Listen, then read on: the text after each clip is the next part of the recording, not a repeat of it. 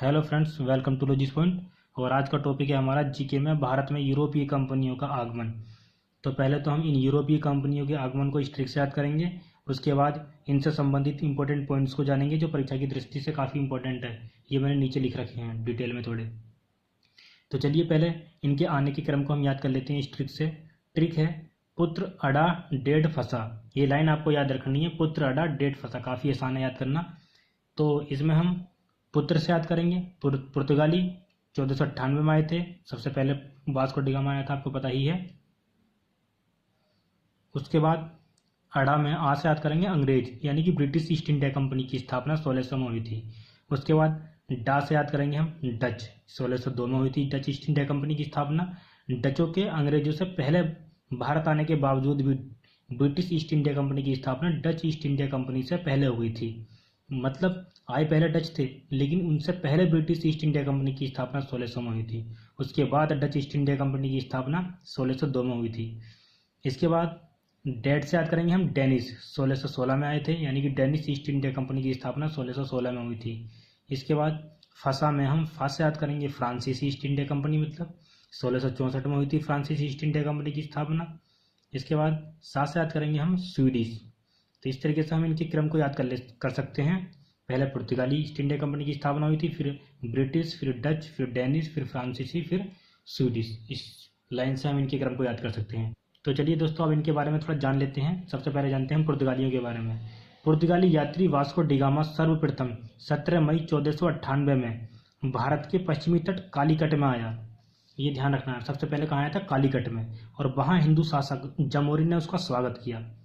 ये याद रखना आपको, जमोरी ने उसका स्वागत किया था वहाँ के शासक ने। भारत में प्रथम पुर्तगाली फैक्ट्री की स्थापना 1503 में कोचीन में की गई थी। तो ये आपको याद रखना, भारत में प्रथम पुर्तगाली फैक्ट्री की स्थापना कहाँ की गई थी? कोचीन में 1503 में। तो इसको हम इस तरीके से याद कर सकते हैं, जैसे पुर्तगाली फैक्ट्री की स्थापना कोचीन में की गई थी ना, तो हम लिख सकते हैं पी के आपने मूवी देखी है, पी से पुर्तगाली, के से कोचीन। ठीक है, इस तरीके से याद रखना। अब देखते हैं आगे।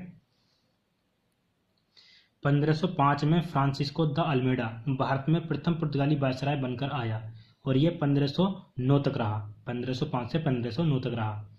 और दूसरा जो वायसराय था 1509 ईस्वी में अल्फांसो द अल्बुकर्क भारत में पुर्तगाली वायसराय बनकर आया 1509 में।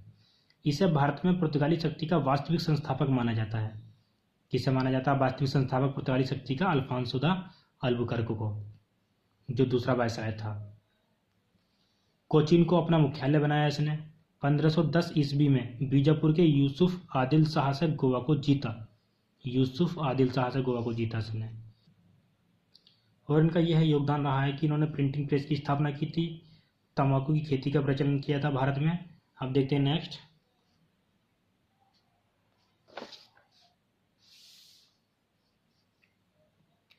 अब देखते हैं डच कंपनी के बारे में। पुर्तगालियों के पश्चात डच भारत आए। ये नीदरलैंड या हॉलैंड के निवासी थे। दोस्तों, मैं अभी आपको थोड़ी देर पहले बता ही चुका हूँ कि पुर्तगालियों के पश्चात आए डच थे, लेकिन ब्रिटिश ईस्ट इंडिया कंपनी की स्थापना डच ईस्ट इंडिया कंपनी से पहले हुई थी भारत में। इसके बाद देखते हैं 1596 ईस्वी में कार्नेलिस डी हाउटमैन भारत आने वाला प्रथम डच नागरिक था। ये आपको याद रखना है, कार्नेलिस डी हाउटमैन भारत आने वाला प्रथम डच नागरिक था। 1596 ईस्वी में आया था ये। इसके बाद देखते हैं डच ईस्ट इंडिया कंपनी की स्थापना 1602 में हॉलैंड में हुई। डचों ने भारत में अपनी पहली व्यापारिक फैक्ट्री या कोठी 1605 ईस्वी में मसूलीपट्टनम में स्थापित की। तो डच की पहली व्यापारिक कोठी या फैक्ट्री को हम इस तरीके से याद कर सकते हैं, ये तो आपको पता ही होगा, DM। जैसा अभी हमने पहली पुर्तगाली फैक्ट्री की स्थापना कहाँ हुई थी, इससे याद करा था हमने पी के से कोचीन, यानी पी से पुर्तगाली, के से कोचीन। पहली पुर्तगाली फैक्ट्री की स्थापना कोचीन में हुई थी। इसी तरीके से पहली डच व्यापारिक फैक्ट्री की स्थापना M से मसूलीपट्टनम में हुई थी। D से डच, M से मसूलीपट्टनम में हुई थी। ये DM याद रखना है आपको। इसके बाद 1759 में बेदरा के युद्ध में अंग्रेजों ने डचों को पराजित कर दिया। तो ये याद रखना है आपको। बेदरा के युद्ध के बारे में भी पूछ लिया जाता है एग्जाम में। तो ये पूछ लिया था कि बेदरा का युद्ध किन किन के बीच हुआ या किसने किसको पराजित किया। तो अंग्रेजों और डचों के बीच हुआ था। अंग्रेजों ने डचों को पराजित कर दिया था। इसके बाद देखते हैं ब्रिटिश कंपनी 1600 ईस्वी में भारत में ईस्ट इंडिया कंपनी की स्थापना अंग्रेज व्यापारियों ने इंग्लैंड की महारानी एलिजाबेथ प्रथम से 15 वर्ष की अनुमति लेकर की थी। आगे चलकर 1609 ईस्वी में ब्रिटिश सम्राट जेम्स प्रथम द्वारा इस अधिकार को अनिश्चित काल के लिए बढ़ा दिया गया। ठीक है, जेम्स प्रथम द्वारा अनिश्चित काल के लिए बढ़ा दिया गया था इस अधिकार को 1609 में, ये याद रखना है आपको।